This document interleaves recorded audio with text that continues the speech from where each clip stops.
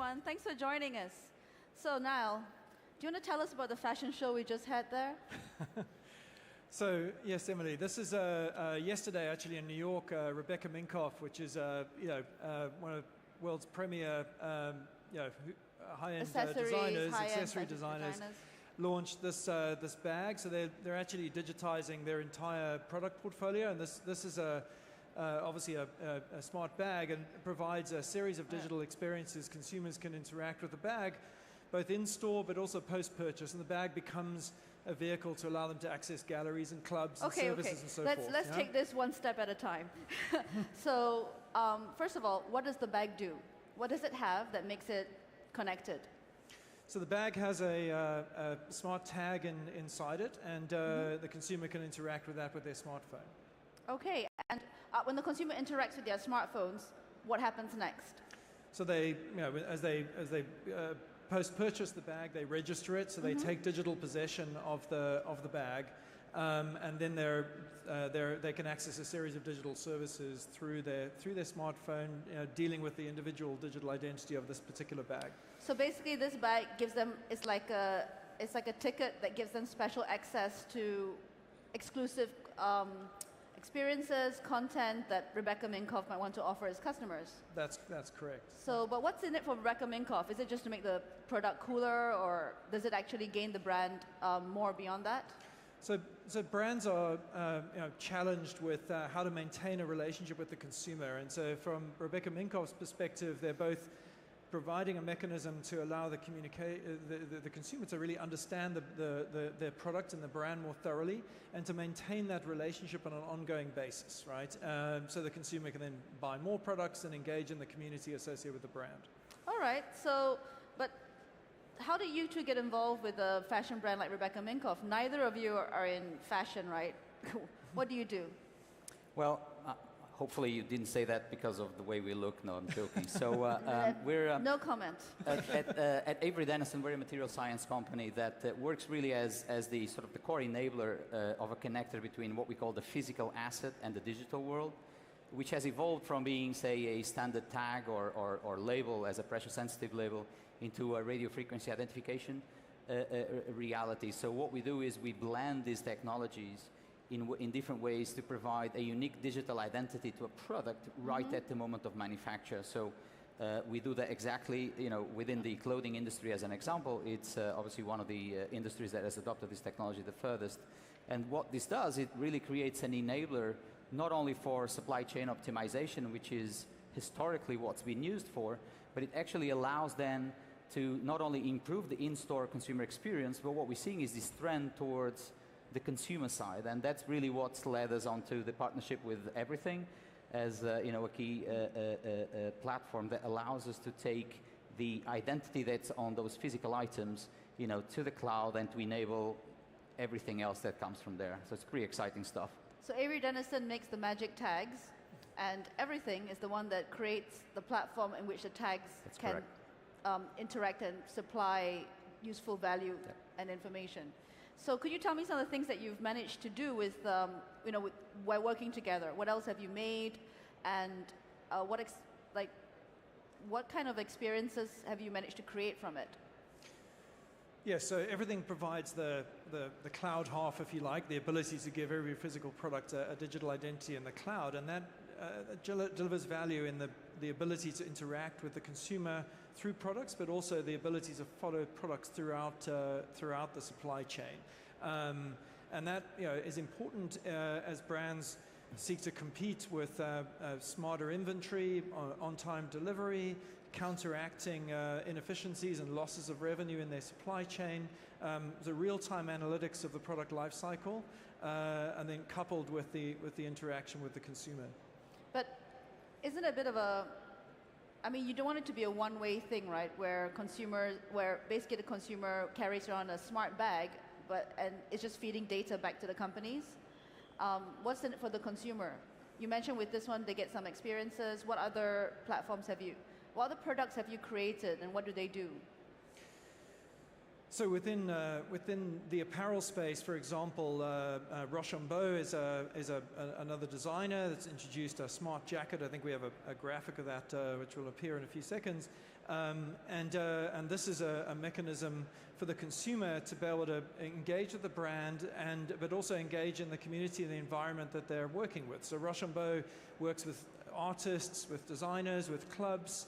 And so that the consumer benefit is that they can participate in their community. Their clothing becomes a ticket that gives them access to those locations, access to services and experiences that they wouldn't otherwise have, and access to other members of the community. Is that the jacket? Yeah, that's the smart jacket. That's the smart jacket up there now. And I think just building on what Niall just said, I think it is important to understand that it's a you can actually customize that dialogue. It's a dialogue for you or for me. It's not a dialogue for someone that has bought a specific product, because every item has a unique digital identity. Therefore, you know that it's Francisco's bag or Emily's bag, and therefore you tailor the information you have, and obviously what you provide Emily within that. So it's not just a one-off, I buy it, I zap it, I see a video, and it's done. It's a continuing platform that you can actually build with consumers? Yeah, so I think this is a complete shift in the design challenge, if you like, around physical goods. We tend to think of physical goods as a static thing, right? It's functionally there, that's what it is. But as it now has a digital layer, a digital service capability, it's actually a dynamic object, and it's able to bring services with it. Which obviously are directly associated with the product, but actually persist out and beyond that, community and services. And so, from a design perspective, the designer has the opportunity of thinking in terms of total experience rather than just thinking in terms of contained functional experience. Okay, so we were talking before the session, and they mentioned that they just put out a report around gathering digital emotional intelligence for brands using these connected clothing items, and brands can use that data to build brand loyalty. Could you explain a bit about what kind of data is gathered that will help feed into this data emotional intelligence platform, and how brands can use it? Sure. I mean, we actually announced it jointly in New York yesterday at our office, and it's a framework that we've done with some academia research from the University of Sheffield in the United Kingdom, where we basically created a framework that helps to understand the way people interact, what we call sort of a digital emotion. Well, emotions are not really digital, emotions are physical, as you guys know, but it's how you actually create those physical emotions through digital interaction and through the whole technology that we provide in the backbone. What's a physical emotion, and how do these items track it? Well, first of all, the items themselves don't really track things. It's the flip side of that, is the consumer that interacts with the item. So, if you want to have specific information, I mean, one of the key things that the younger generations, as an example, value is the whole thing around sustainability, as an example. So, can I ensure that the product I'm acquiring, it's got the right, social, if you'd like, footprint, as well as the environmental footprint. So, it's quite interesting to see, for instance, we're members, Avery Dennison is a member of the Sustainable Apparel Coalition, which is launching the Higgs Index, which is basically an index and a measure of how sustainable is your product. And also can provide additional information on how should I dispose that product once the product reaches end of life. So all that are sort of, there's a very large, let's say, spectrum of information that you can provide to the consumer. And to your point earlier, a lot of which is actually value add to the consumer, because the consumers value that. And that in return should provide a loyalty connection to the brand. So this dialogue around product and brand exists in the digital space. We see it in social media on a consistent basis. But it's been difficult for that to be connected with the physical product item. And as we now bring digitization to the physical product item, we can join these two worlds together. And if you look over the last two years, I think 90% of the world's consumer brands have lost market share.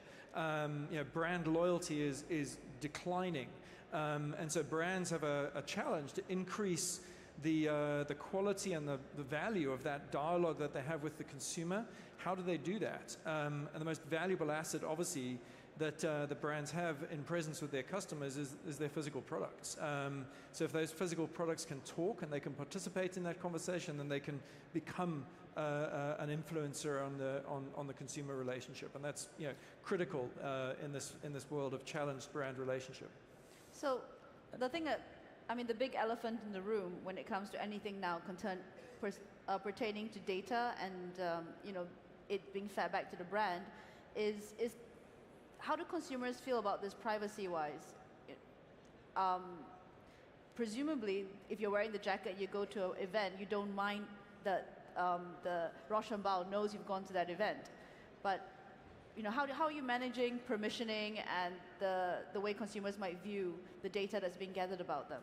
So clearly we're in a world of where transparency and permissiveness is vital.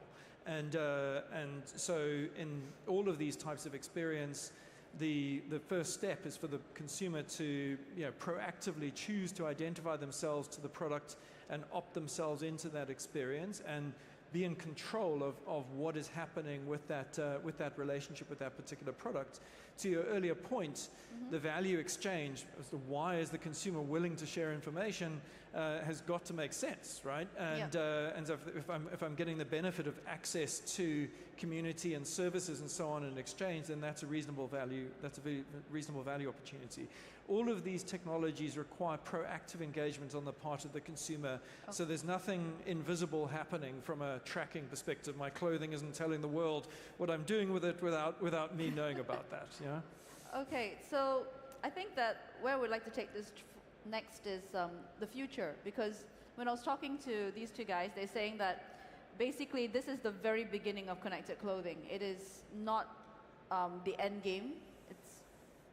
Where do you see this going? What kind of platforms can we build on? If all the items of clothing have these tags, what can we achieve?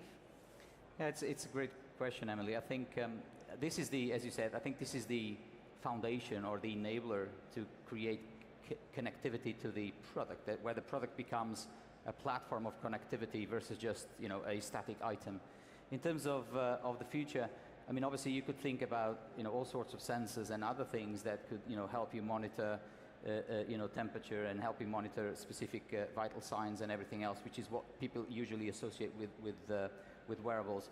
Now, those things usually they do not get deployed in every single item you own, while this technology can truly be deployed in every single item you own because it's extremely cost efficient and easy to interact. So I think while we see this as the foundation for most of the categories, there will be categories where you will see, whether it's specific jackets for temperature monitoring, for, heart rate and everything else. So what you usually associate more with, also some of it with the fitness areas, but certainly with the health and everything else. So I think we'll see more integration of this sort of sensor fusion concept, which we see in both in retail and in the consumer products. But by and large, I would say this is a great foundation, and it's honestly, it's possible, it's out there today, but it's still very early days. I mean, everyone is learning about the potential behind it, both the consumers, the brands, and the enablers such as ourselves. So the market today is characterized by huge amounts of inefficiency simply because we don't have analytical insight as to where products are going, what's happening with them.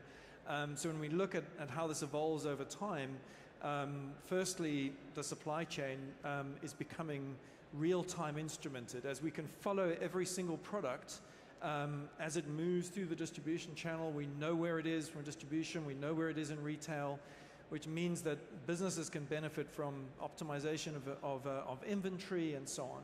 And then it moves into the hands of the consumer. The aftermarket, the secondary market of apparel is as large as, I think it's about 80% of the scale of the primary market of apparel, right? And that's a relatively unmonetized environment from a brand perspective. And then we look at the closing of the loop, right? The circular ecosystem. 70% of apparel sold in Africa, for example, is secondary market from Europe and from North America, so all of that becomes a much more manageable environment in a digitized space. So there's huge opportunities for great experiences around the product, but there's also huge opportunities for new business models and the servicization really of products within the supply chain. Let's come back to the bag again. Started with it, let's end with it. Tell me about the conversation you had with Rebecca Minkoff, and the ideas that you came up with that resulted in this final product. So we started with looking at the in-store experience actually. So how could the consumer learn information about the product in-store, purchase the product and so on. But then the conversation evolved into what we could do with the relationship with the consumer after the point of purchase, and how they could get recommendations for additional products that they could purchase, fashion advice, and how they could participate in the service, the services and the community associated with the brand. And that was really then where the locus of emphasis of the experience went. And Rebecca Minkoff, are really wanting to lead the way and design physically, but also experientially around their products. So those are the key drivers. Yeah, I'll just build it. I think there's an element of emotional connect and an element of functionality. So both in-store and post-purchase. So in-store, as an example, if you go to the Soho store in New York from Rebecca Minkoff, you have a mirror that basically interacts with the items because those items got a unique identity through means of RFID. Okay.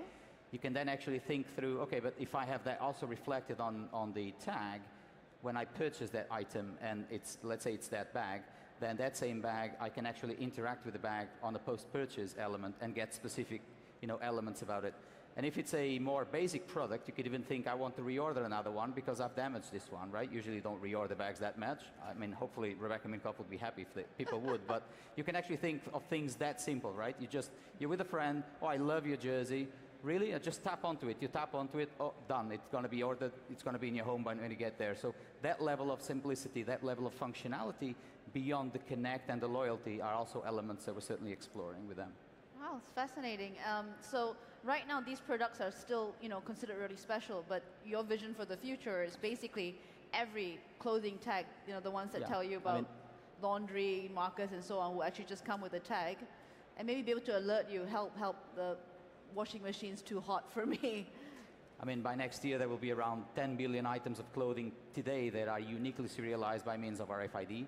That's a pretty significant potential on how you were able to use that, which has historically been used, as Niall mentioned, for supply chain optimization and in-store, but making the connection to the next step towards the consumer. So we talk about this idea of products being born digital, and that's really where the collaboration between Avery Dennison and everything is so powerful, is that we're, literally as products are made, they're now imbued with a digital capability, a digital identity capability. As we're switching that on for billions and billions of items, then the issue is not so much how do I get technology into the product, the issue is how do I design great experiences and application value to exploit that capability. Absolutely. And that's the scale enablement that the industry can now take advantage of. And how fast do you see this happening? Will we all be wearing clothing with these tags by this time next year? Or most of us. Some of us don't buy new clothing. Yeah, and I think over the next 2 to 3 years, we're going to see an absolute transformation of the apparel industry. It's critical for lots of reasons of retail transformation taking place within the apparel industry, and it's critical for the reasons of consumer relationship that brands are struggling with. Now that the production capability is there at scale, then it's prime time. Yeah, absolutely. I think we expect this industry to continue to grow very significantly. Will it be all of us wearing connected clothes by next year? Probably not. And as a public listed company, I can't make that sort of statements either. So absolutely, I think the industry is growing, and we're seeing actually consumers asking for it. So the way young generations connect between each other, they share information, and they connect with the products and the brands is very different from the way older generations used to do it. And I think that's really what's driving that. If you think about it, when we choose clothing, the style of clothing, the brands that we wear, we choose it because we identify with them. But I mean, now you could even be buying clothing so that you could interact even more with the brand, or it becomes almost like, I hate to use the word gamification, but there is that element to it as well, right? Where you're buying into not just a product, now you're buying into an entire service or an experiences, absolutely, depending on what the brand wants to offer. Right? Absolutely. Absolutely. Well, thank you so much, gentlemen. We're out of we're actually more than out of time. But thanks so much for your time. Thanks, very much. everybody. Thank you very Thank you, much. everyone.